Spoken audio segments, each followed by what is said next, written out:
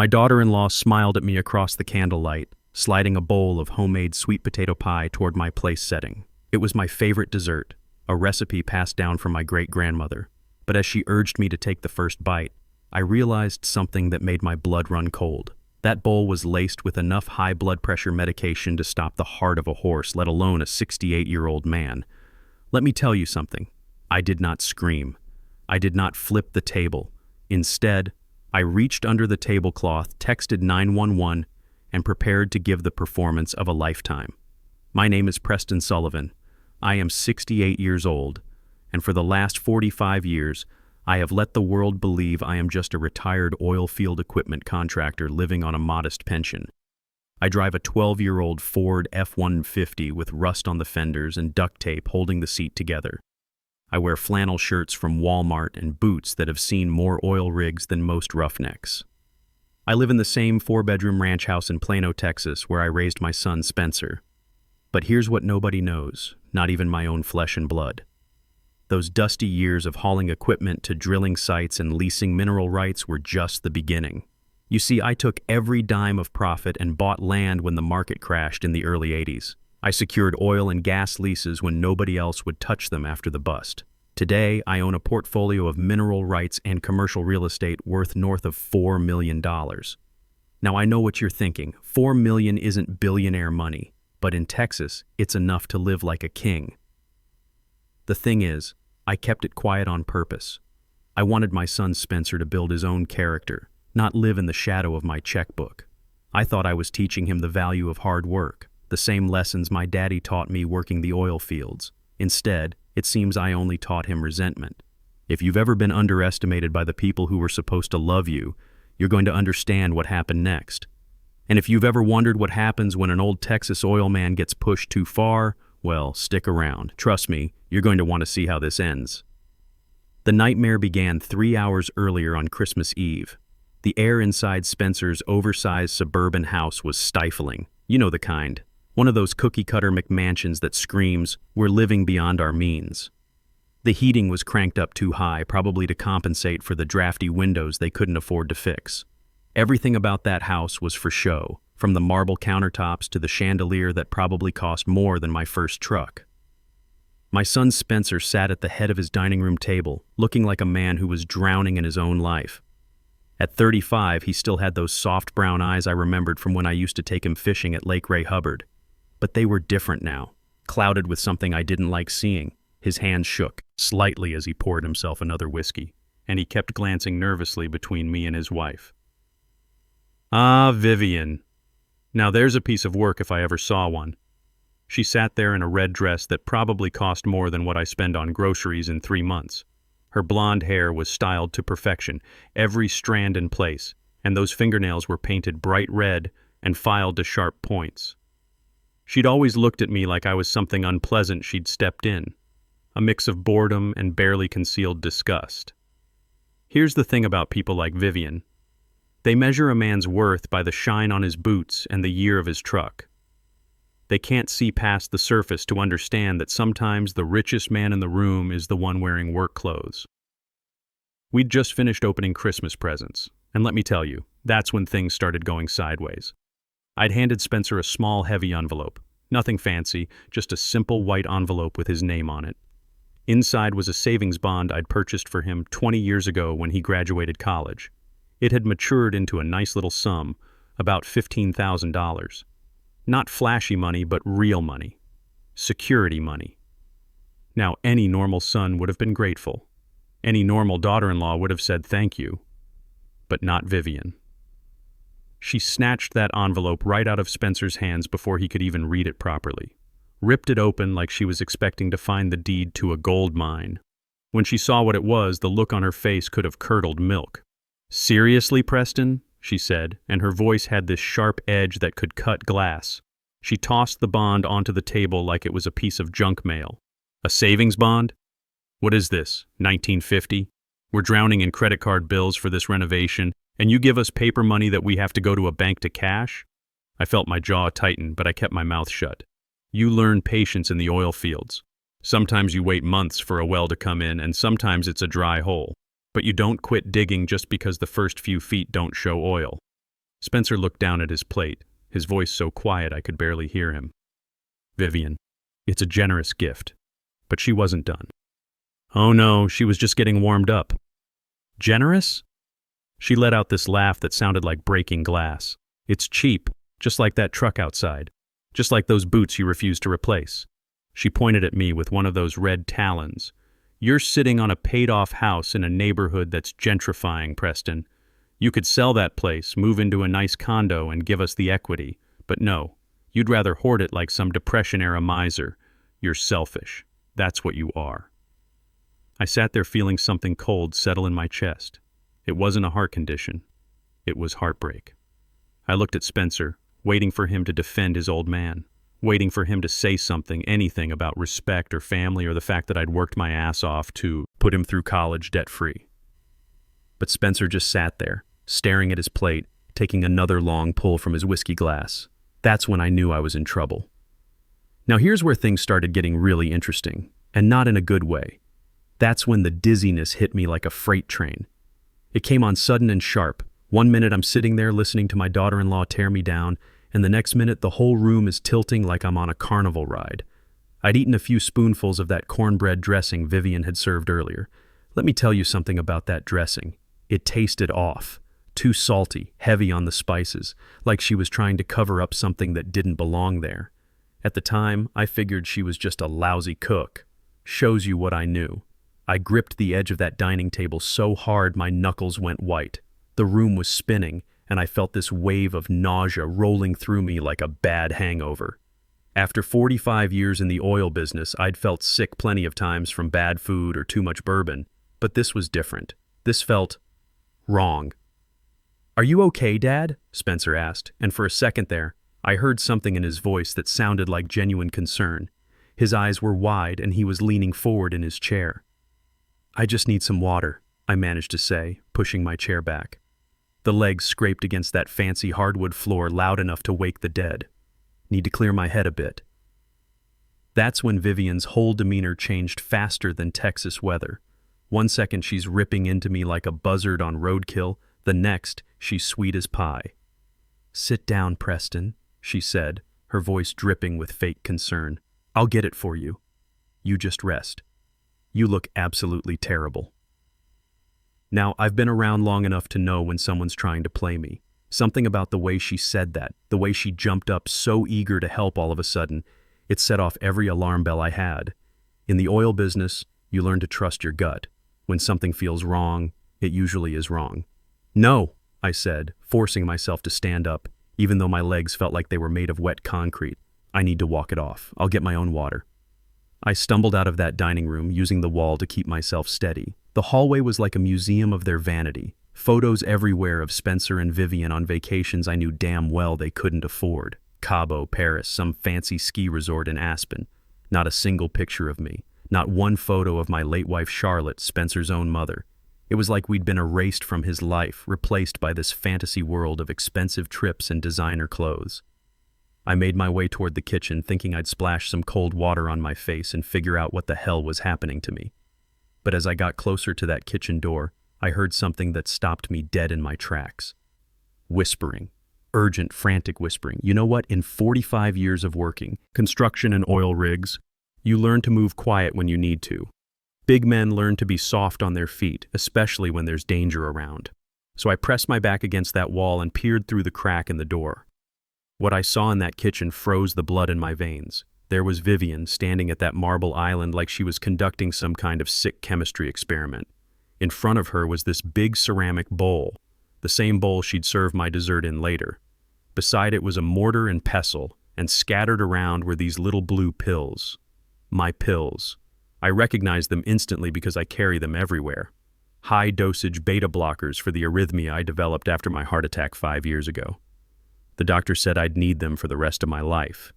She must have lifted them from my coat pocket while I was distracted by her earlier tantrum. She was grinding those pills into powder, working that pestle like she was making guacamole. The sound of ceramic against ceramic was soft but steady. Scrape, scrape, scrape. "How many did you use?" Spencer's voice came from somewhere near the refrigerator. I couldn't see him from my angle, but I could hear the nervousness in his voice, the way it cracked like a teenager asking a girl to prom. "All of them," Vivian hissed back, dumping that blue powder into what looked like sweet potato pie filling. She grabbed a wooden spoon and started stirring it in, watching the blue disappear into that orange mixture like she was mixing paint. "Is that too much?" Spencer asked, and I heard the sound of fingers tapping on a phone screen. "Google says an overdose of beta blockers can cause cardiac arrest within an hour. What if it happens too fast? What if the paramedics see the symptoms and get suspicious?" I'm standing there in that hallway listening to my own son research how to kill me on his smartphone. Let that sink in for a minute. My boy, the kid I taught to throw a curveball and drive a stick shift, was looking up the best way to murder his father. "Stop being such a coward," she snapped at him, and her voice had this cold, calculating edge that made my skin crawl. "He's old, Spencer. He has a documented history of heart problems. Nobody's going to question it when a 68-year-old man's heart gives out after a heavy Christmas meal. It happens all the time." She paused her stirring and looked toward where Spencer was standing. "We call 911, we cry real tears, and we tell them he was complaining about chest pains all evening. It's airtight. The insurance company won't even blink." "But it's murder, Viv." Spencer's voice cracked again. "He's my dad. He's an obstacle," she said. And the casual way she said it, like I was a piece of furniture in the way, that's what really got to me. "Do you want to lose this house? Do you want those guys from Lone Star Capital to come back and break your legs over that gambling debt?" "Wait, gambling debt? This was news to me. We need his life insurance money." "Spencer, we need the equity in his house, and we need it now, not in 10 years when he finally dies naturally. This is mercy. We're putting him out of his misery and saving ourselves at the same time." Spencer went quiet for a long moment. I could hear him breathing, could almost feel him wrestling with whatever was left of his conscience. Finally, he spoke. "Okay," he whispered. "Just make sure he eats every bite." Standing there in that hallway, listening to my own son plan my murder, I felt something die inside me. Not fear. I'd faced down bigger threats than these two amateurs in Vietnam and on oil rigs from here to Oklahoma. What died was the last piece of hope I'd been carrying around that Spencer might still have some decency left in him. But here's the thing about being in the oil business for 45 years. You learn real quick how to think under pressure. When a blowout happens on a rig, you don't have time to panic. You assess, you plan, and you act. That's exactly what I did right there in Spencer's hallway. The dizziness I'd felt earlier, gone, just like that. Turns out, adrenaline is a hell of a cure for whatever they'd already slipped me in that dressing. My mind went crystal clear, sharp as a drill bit hitting pay dirt. I realized that cornbread dressing had probably just been a test run, a little something to make sure their main event would work. I backed away from that kitchen door quiet as a cat stalking a mouse. These two idiots thought they were the hunters, but they'd just made themselves the prey. They just didn't know it yet. I made my way to the living room and sat down in the armchair furthest from the kitchen.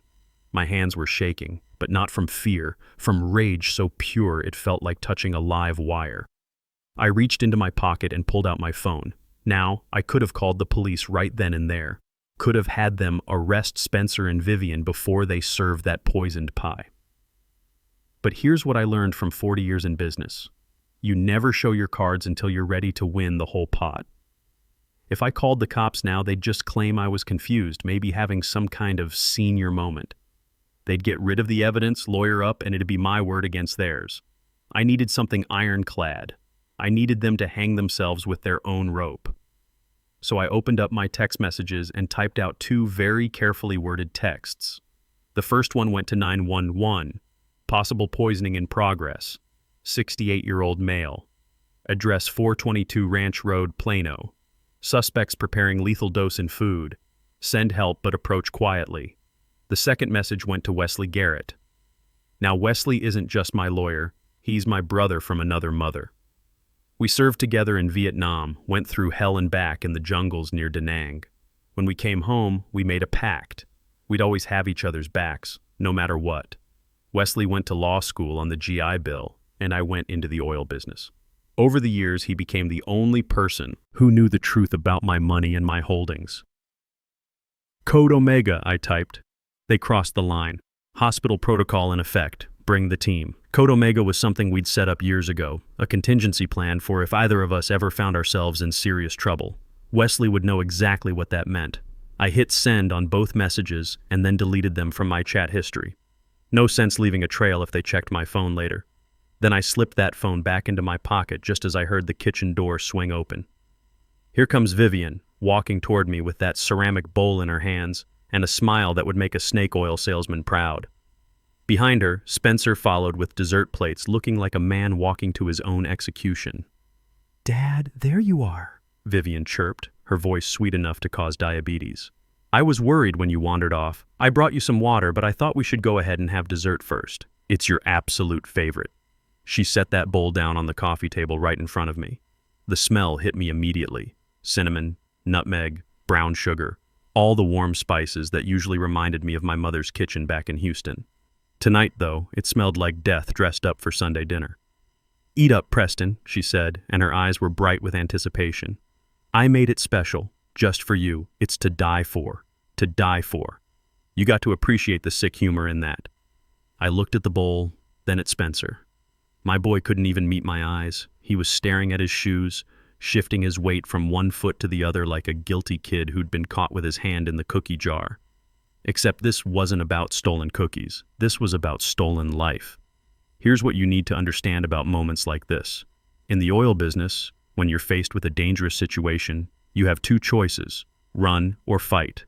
Running might save you in the short term, but fighting smart can save you forever. These two thought they had me cornered, thought I was just some helpless old man they could push around. They were about to learn why Preston Sullivan had survived 50 years in one of the most dangerous businesses in Texas. I looked down at that poisoned pie, then back up at my son and his wife. I picked up the spoon they'd set beside the bowl. Silver-plated, probably bought on credit like everything else in this house. "You know what?" I said, my voice steady as bedrock. "I think I need to sit down properly for this. This looks too good to rush."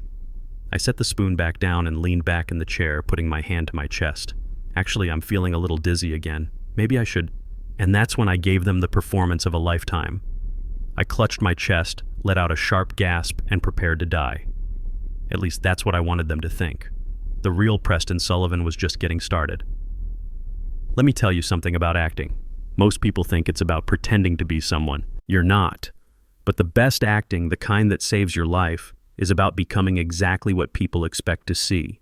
And right now, Spencer and Vivian expected to see a helpless old man having a heart attack. So that's exactly what I gave them. I clutched my chest and let out this sharp, guttural gasp that echoed through their fancy living room. My hand flew to my flannel shirt, gripping the fabric like I was trying to hold my heart inside my chest. I squeezed my eyes shut and let out a low groan that sounded like a man in his final moments.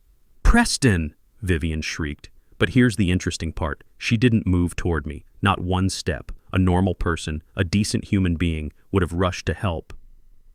But Vivian just stood there, frozen like a deer in headlights. I threw my head back and let my whole body convulse in that chair. With my free hand, I knocked over the water glass they'd set on the side table, sending ice and water cascading across their expensive hardwood floor. The sound of that glass shattering was like a starting pistol. Suddenly, everyone was moving. "Dad!" Spencer yelled, and I heard him running toward me, his feet pounding on that floor like a stampede. He dropped to his knees beside my chair, and for just a second I heard something in his voice that reminded me of the little boy who used to crawl into bed with me and Charlotte during thunderstorms. "Dad, can you hear me? Dad, talk to me." But then Vivian's voice cut through the air like a whip crack. "Don't touch him, Spencer." I lay there with my face pressed against the side of that leather chair, my eyes squeezed shut but my ears wide open. This was the moment of truth. This was when I'd find out exactly what kind of people I'd been living with all these years. "What's happening?" Spencer's panic was rising like floodwater. "He hasn't even eaten the pie yet, Vivian. Look at the bowl. It's still full." He didn't take a single bite. And that's when I knew for certain that my son was lost to me. A loving son would be calling 911. A loving son would be checking my pulse, trying to help. But Spencer was worried about their murder weapon sitting untouched on the coffee table. I let out another wheezing breath and made my body twitch like a fish out of water. I needed to sell this performance, needed them to believe I was dying, but I also needed to hear what they'd do when they thought I couldn't hear them. "He didn't eat it," Vivian whispered, and I could hear the fear creeping into her voice. Not fear for my life, fear for their plan.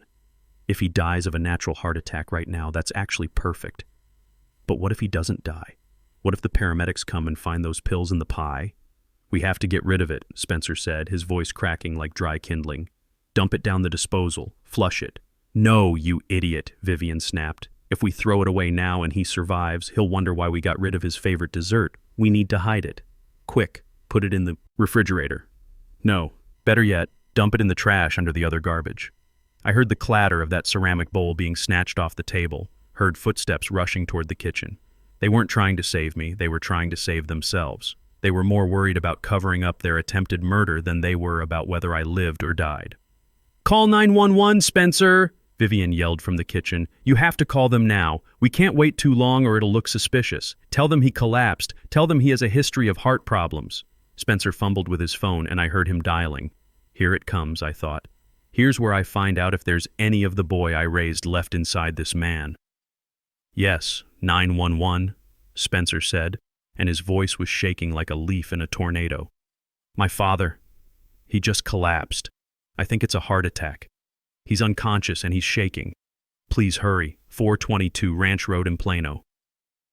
I lay there listening to my son perform his grief for the emergency operator. And you know what? He was convincing. He sounded exactly like a panicked son watching his father die. The tremor in his voice, the way he stumbled over the address, if I didn't know better, I'd have believed every word. That's what broke the last piece of my heart. Not the poison, not the murder plot. It was realizing that Spencer had become such a good liar that he could fake loving me even while he was killing me. Minutes crawled by like hours. I kept up the act, keeping my breathing shallow and my body limp. Vivian came back from the kitchen, and I could hear her pacing back and forth across that living room like a caged animal. "Why aren't they here yet?" she muttered. "If he wakes up, Spencer. If he wakes up and starts talking, we're finished.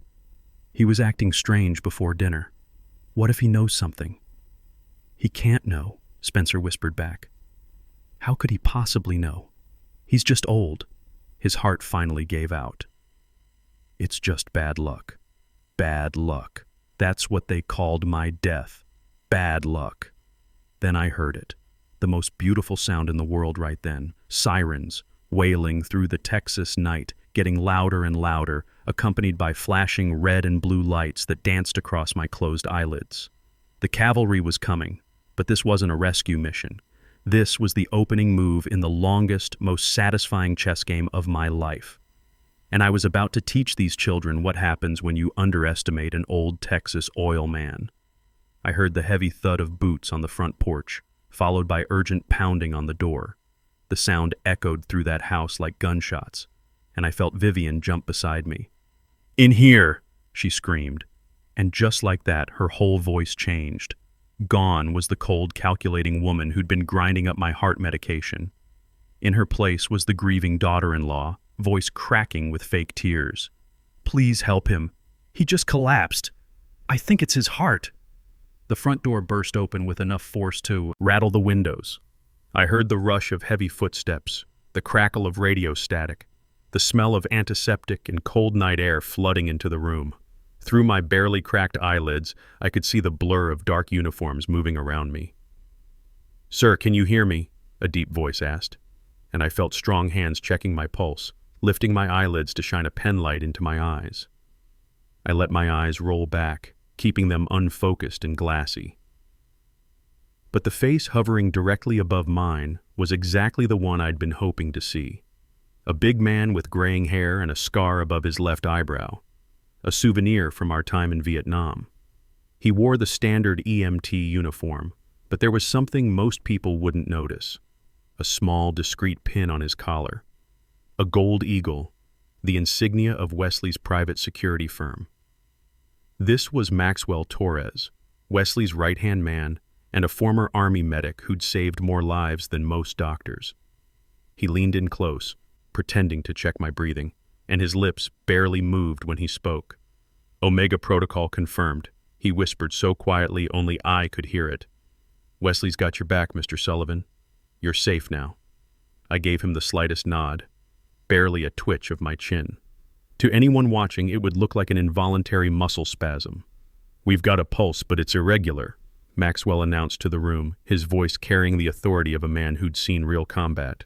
"Blood pressure's dropping fast. We need to move him immediately." The team, and I could tell these weren't regular EMTs, these were Wesley's people in disguise, moved with military precision. I was lifted onto a gurney, straps secured across my chest, an oxygen mask placed over my face. "What's happening?" Spencer stepped forward and I could hear the genuine worry in his voice. For a split second, I almost felt sorry for him. Almost. "Is he going to make it?" "We're taking him to Methodist Dallas," Maxwell said firmly, using his shoulder to block Spencer from getting too close to the gurney. "You can follow in your car, but we need to stabilize him during transport. Don't interfere with our work." "Wait!" Vivian cried out, her voice sharp with panic. "I need to get his insurance card from his wallet." "I need to—" "We have all his information on file," Maxwell interrupted, not even looking at her. "We're moving now." As they wheeled me toward the door, I caught one last glimpse through my half-closed eyes of Spencer and Vivian standing in that doorway. They looked small suddenly, diminished somehow. For the first time all evening, they looked like people who'd lost control of their own plan. The doors of the ambulance slammed shut, sealing me inside with Maxwell and another of Wesley's operatives. The moment we were alone, the siren wailed to life, and the ambulance lurched forward into the Texas night. Maxwell pulled the oxygen mask away from my face and looked down at me with something that might have been admiration. "You can relax now, Mr. Sullivan," he said, while my partner was distracting them with the medical emergency. Our tech team was busy in their kitchen. We recovered the bowl from their trash, still had residue of your medication ground into the pie filling. We also installed some very sophisticated surveillance equipment throughout the house. I opened my eyes fully for the first time since this whole nightmare began and sat up on that gurney. My back was stiff from lying on Spencer's floor, but my mind was crystal clear.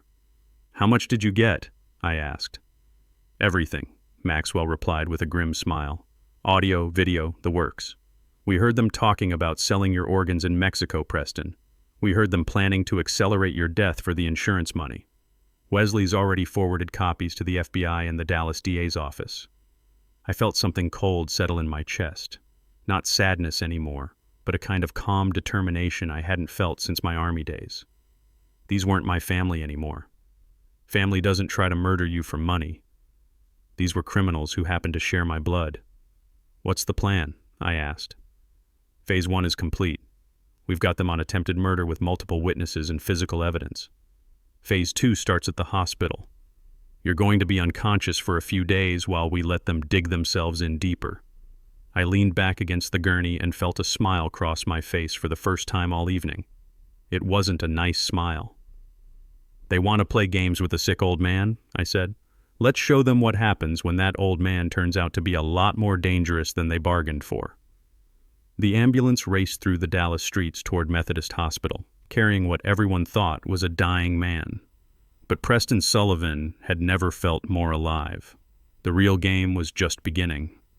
The hospital room at Methodist Dallas smelled like every hospital I'd ever been in, bleach trying to cover up the scent of sickness and fear.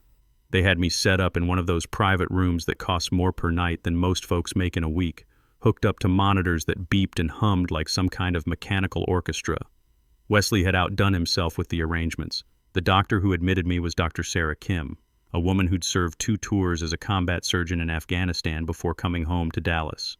She knew how to keep secrets, and more importantly, she knew how to stage a convincing medical emergency. According to my chart, I'd suffered a massive ischemic stroke that left me hemiplegic and aphasic. That's fancy medical talk for paralyzed on one side and unable to speak. To anyone looking at me, I was a vegetable, a man hovering between life and death, completely helpless. But here's what they didn't know. To the camera hidden in the smoke detector above my bed, I was bait in the most elaborate trap I'd ever set. I lay there perfectly still, my eyes closed, breathing shallow and rhythmic. The wires from the heart monitor tugged gently at my chest, and that steady beeping was like a metronome counting down to Spencer and Vivian's destruction. It was about 2 in the afternoon when I heard those familiar footsteps in the hallway. Click, click, click of Vivian's high heels on linoleum, followed by the softer scuff of Spencer's shoes. They didn't come rushing in like worried family members. They took their time, probably checking to make sure no nurses were around to witness what they were about to do. The door creaked open slowly, and I heard Vivian's sharp intake of breath. "Jesus, look at him," she whispered, but there wasn't an ounce of sympathy in her voice. "He looks half dead already." "Check the hallway," Spencer muttered. "Make sure nobody's coming. It's clear." The nurse said she'd be doing rounds on the other wing for the next 20 minutes. Now here's where things got really interesting. I felt them approach the bed, but they weren't checking my pulse or holding my hand like loving family members would. I heard the sound of my jacket being searched, the Velcro rip of my wallet being opened. $43, Vivian said with disgust. $43 and an old library card. Your father really did live like a pauper, Spencer. Where's the rest of his money? Where are the bank cards? He keeps his real money in that old coffee can under the kitchen sink, Spencer replied. Never trusted banks for day-to-day stuff. Always said bankers were just thieves in better suits. Even unconscious, I almost smiled at that. I'd taught him well, even if he'd forgotten everything else I'd tried to teach him about being a decent human being. Pathetic, Vivian spat. Well, it doesn't matter. The cash is pocket change compared to what we're really after. Did you bring the papers? I heard the rustle of documents being unfolded. Heavy paper, official sounding. This is it, Spencer said, his voice trembling slightly. General power of attorney. I downloaded the template this morning and filled in all the blanks. If we can get this executed, we'll have control over everything. Medical decisions, bank accounts, property transfers. We can liquidate his assets before any probate court even knows he's dead. But he can't sign anything, Vivian pointed out. Look at him. He's completely out of it. That's why I brought this, Spencer said, and I heard him set something small and hard on the bedside table. Ink pad. According to Texas law, a signature by fingerprint is legally valid if the person is physically unable to sign due to medical incapacity, as long as it's properly witnessed. And who are our witnesses? Vivian asked. You and me. We'll just tell them he had a moment of lucidity, nodded his consent, and we helped guide his hand. Who's going to question the grieving son and daughter-in-law? The logic was terrifyingly sound. It was also completely illegal, but these two were way past caring about legal niceties. I felt the mattress dip as Vivian sat on the edge of the bed. She grabbed my right wrist, not gently like someone caring for a sick relative, but roughly, like she was handling a piece of equipment.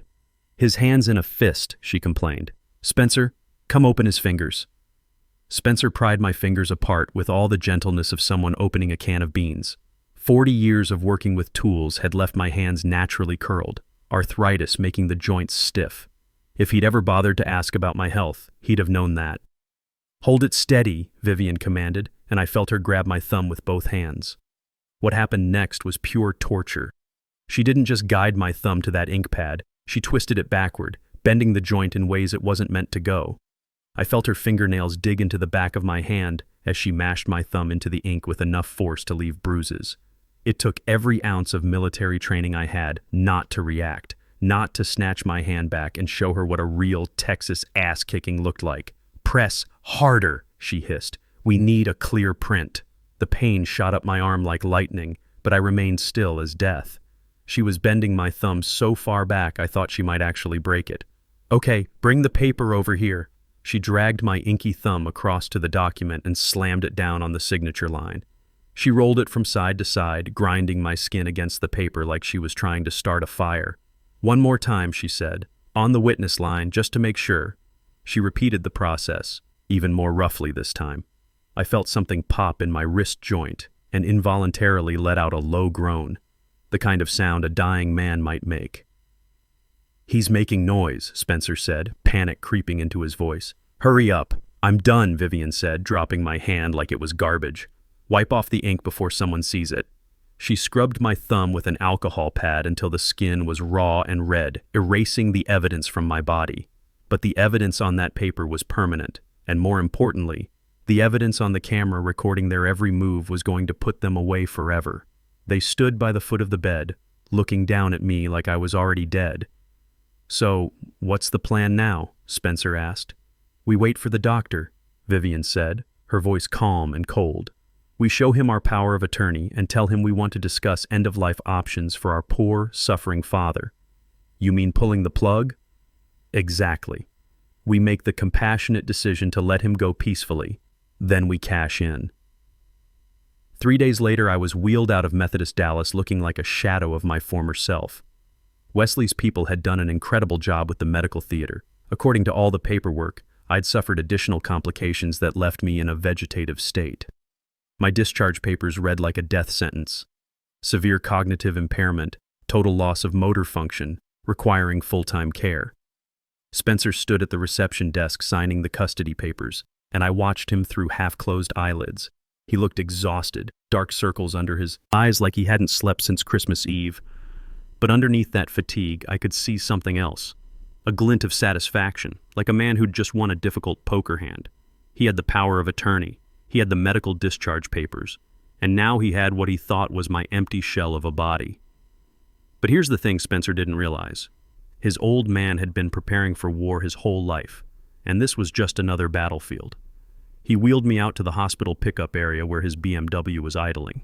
Not my truck, mind you. He'd left my reliable F-150 at home because it wasn't fancy enough for his image. He struggled to get me into the passenger seat, grunting and sweating like he was loading a sack of concrete. No gentleness, no care, just dead weight to be moved from point A to point B. As we drove through Dallas, I expected him to turn toward my neighborhood, toward the house where I'd raised him and his mother had loved us both. Instead, he headed for the suburbs, toward his McMansion and his debt-ridden life. He wasn't taking me home to recover. He was taking me to prison. When we pulled into his driveway, Vivian was waiting on the front porch like a warden expecting a new inmate. The look on her face when she saw me wasn't relief or concern. It was pure revulsion. "Do not bring him in here," she snapped before Spencer even got out of the car. "I just had those carpets steam cleaned, and they cost more than your father's entire wardrobe. If he has an accident on my rugs, I swear I'll lose my mind." "Where am I supposed to put him?" Spencer asked, struggling to get me upright.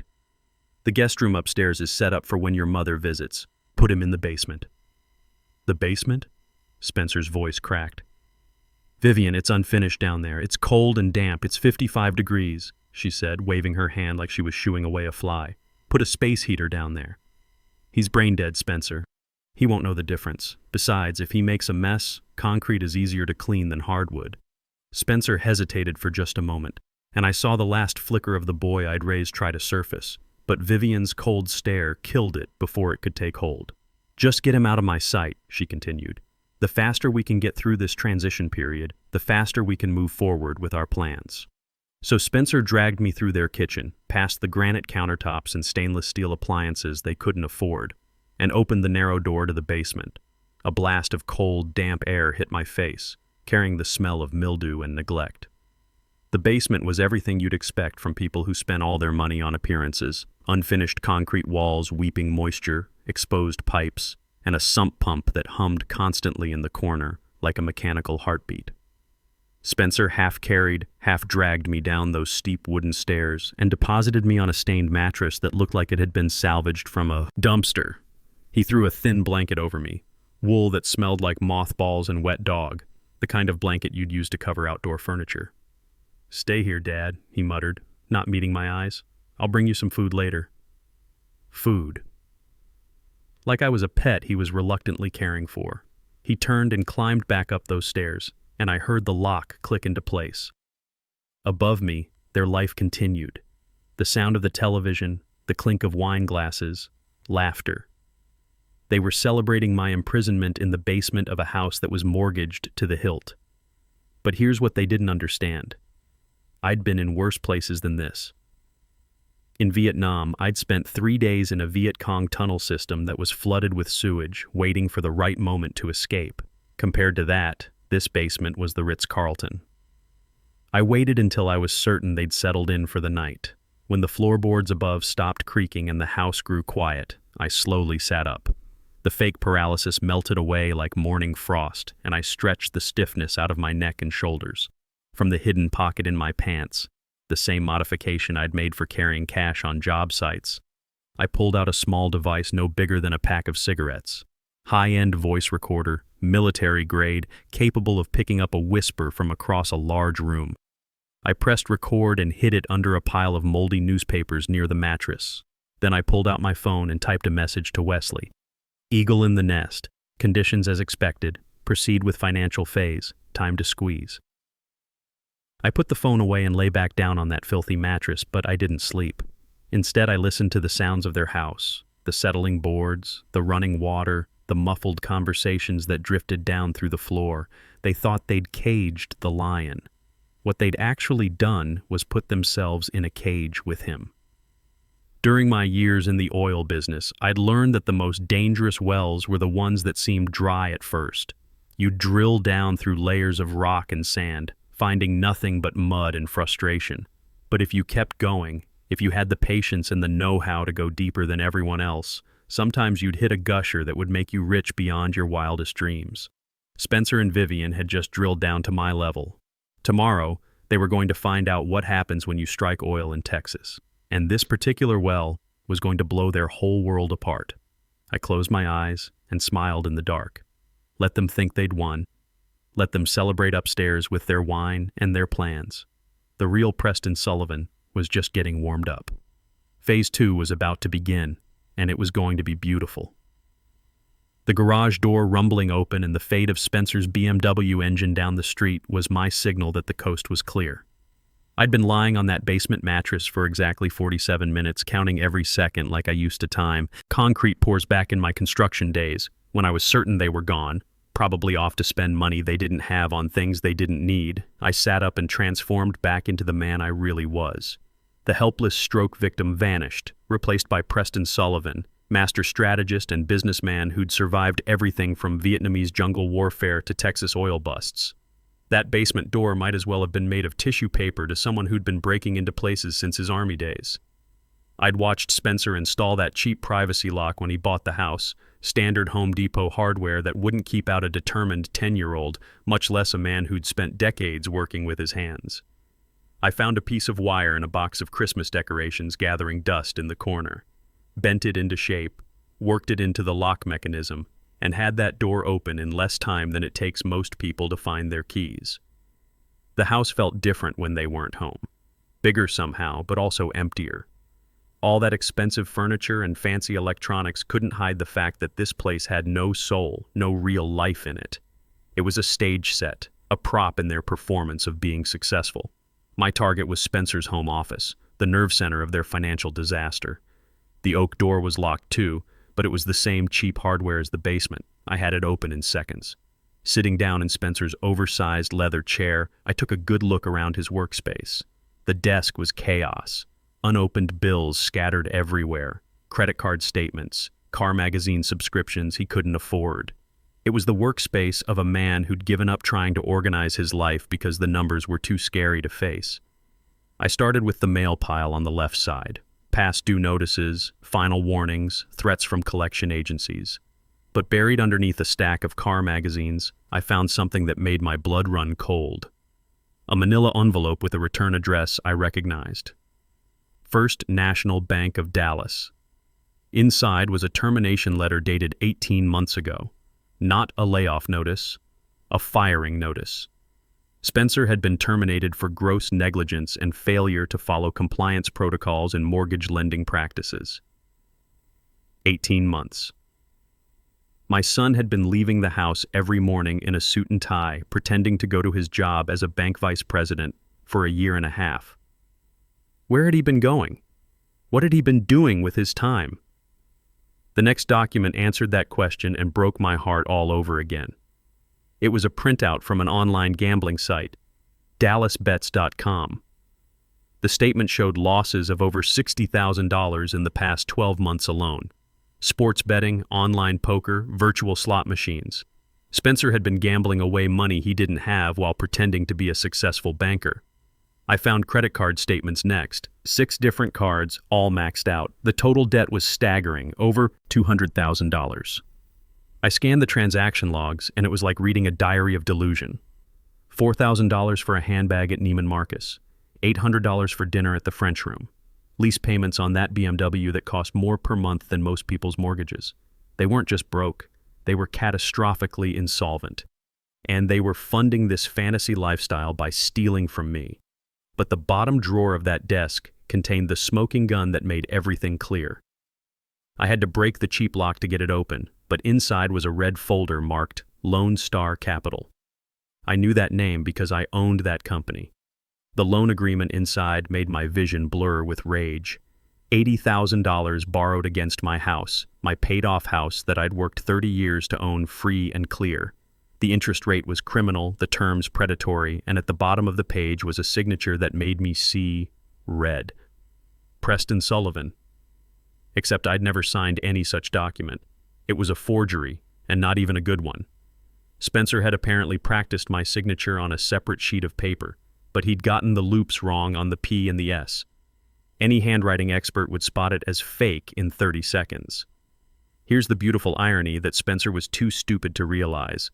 Lone Star Capital was a shell company I'd created 6 months earlier to buy up distressed properties around Dallas.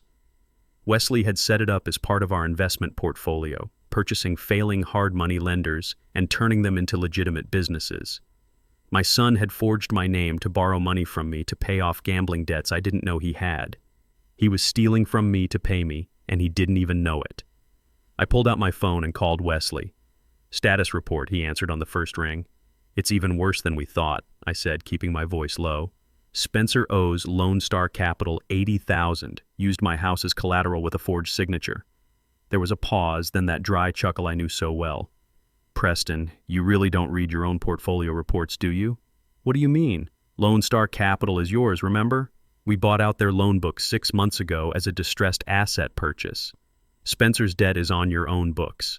The irony was so thick I almost laughed out loud. "So I'm the loan shark he's afraid of? You're the loan shark, the bank, and the victim all rolled into one. It's actually quite elegant." "Then let's make it interesting," I said, feeling that cold smile spread across my face again. "I want you to have your collection team call Spencer this afternoon. Use the scary voice. Tell him the note's been accelerated and he has 24 hours to pay the full balance, or there will be consequences." "What kind of consequences?" "The kind that make people desperate enough to murder their own fathers." "That's cold, Preston." "Wesley, my boy tried to poison me with sweet potato pie and then locked me in a basement." Cold doesn't begin to cover what I'm feeling right now. I hung up and made my way back to the basement, careful to lock Spencer's office door behind me. Within an hour, I was back on that moldy mattress, looking exactly like the helpless invalid they expected to find. But upstairs, Spencer's phone was about to ring, and when it did, the real fun would begin. I was back on that basement mattress, playing the role of helpless invalid, when I heard Spencer and Vivian return home.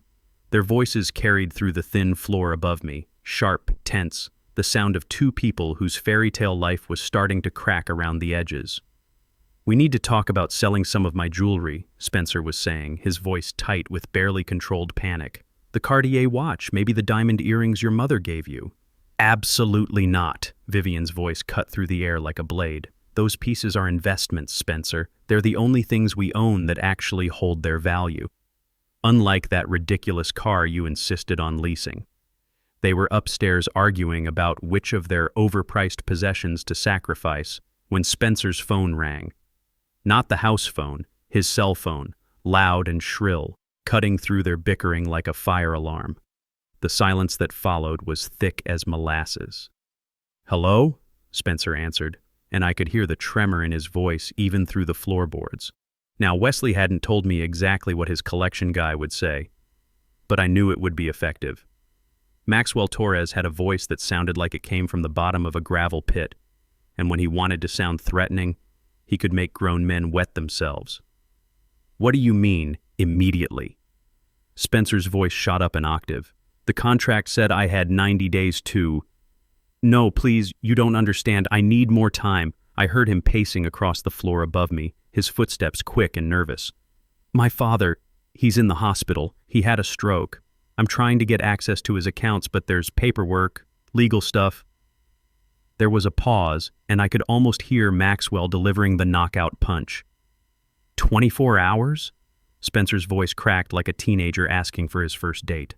"I can't possibly get $80,000 by tomorrow night. please, we have assets. The house is worth over $1 million. We just need time to liquidate. Another pause. Longer this time. Then Spencer made a sound I'd never heard him make before. A gasping, choking sound like a man who'd just been gut punched. What do you mean? Personal safety cannot be guaranteed. His voice was barely a whisper now. Are you threatening us? The line went dead. I heard the sound of a phone clattering to the floor. They called the note, Spencer said, his voice hollow and distant. Lone Star Capital. They want the full $80,000. Tomorrow. Or they're sending a collection team. What kind of collection team? Vivian's voice had lost all its earlier sharpness. Now she sounded like a scared little girl. The kind that breaks legs first and asks questions later, Spencer replied. They said the signature on the loan looks suspicious. They're auditing the collateral. Jesus, Vivian, if they figure out I forged my dad's name, they'll kill us. Vivian finished the thought, her voice barely audible. And that's when the real argument began, not the petty bickering about jewelry and watches. This was the sound of two people's world falling apart in real time. This is your fault, Spencer screamed, and I heard something crash against a wall, probably that expensive vase Vivian had bought with money they didn't have. You had to have the Mercedes. You had to renovate the kitchen. You bled us dry with your spending. My fault? Vivian shrieked back. I'm not the one who lost his job and was too much of a coward to tell his wife. I'm not the one gambling away thousands of dollars online while pretending to be at work. You knew I was gambling. You encouraged it when I was winning. I didn't know you were betting our lives. I thought you had it under control. Control? Spencer's laugh was bitter and broken.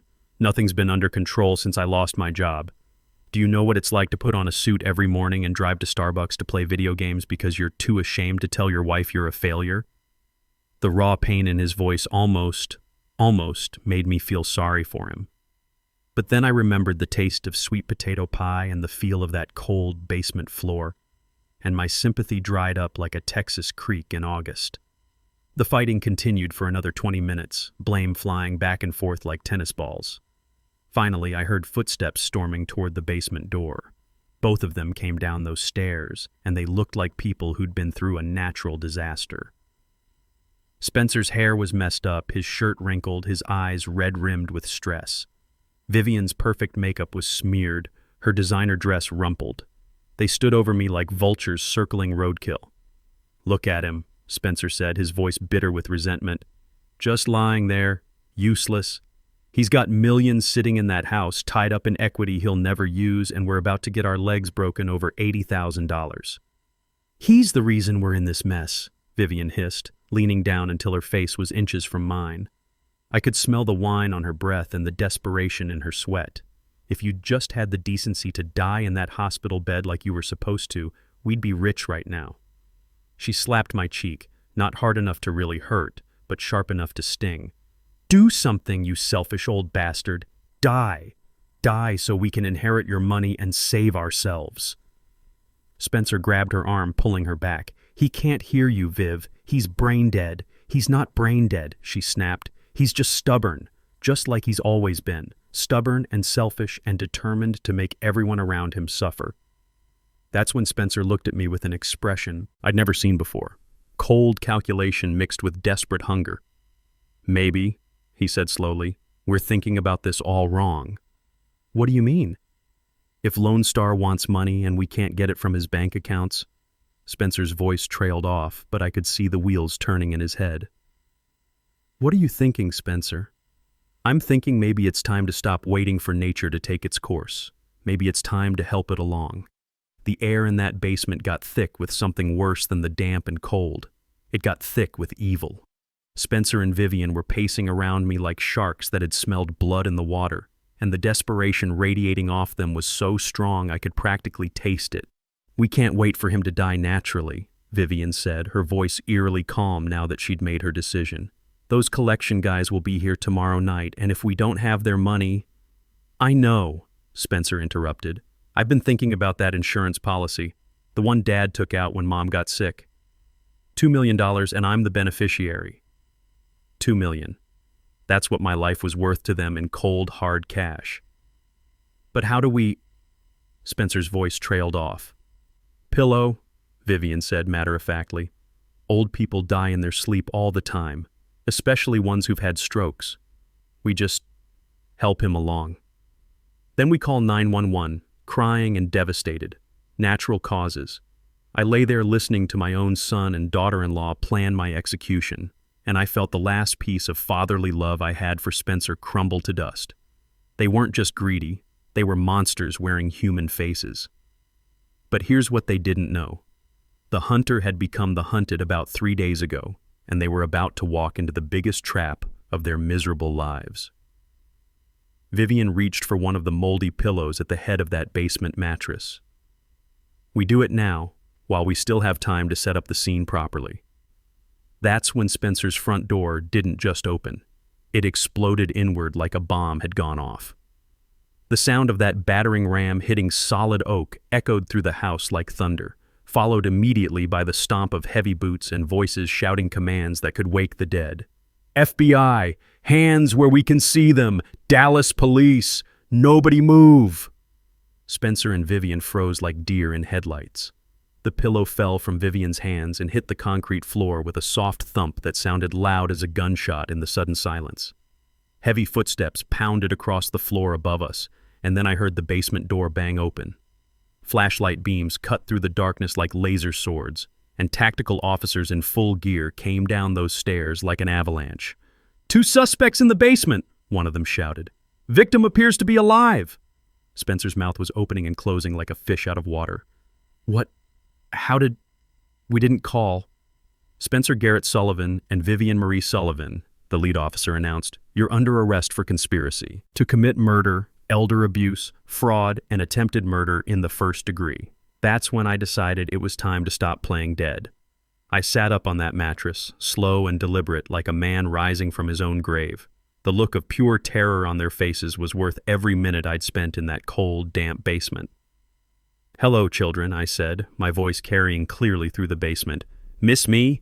Vivian let out a scream that could have shattered glass. Spencer just made this choking, gasping sound like all the air had been sucked out of his lungs. "That's impossible," Vivian whispered. "You're brain dead.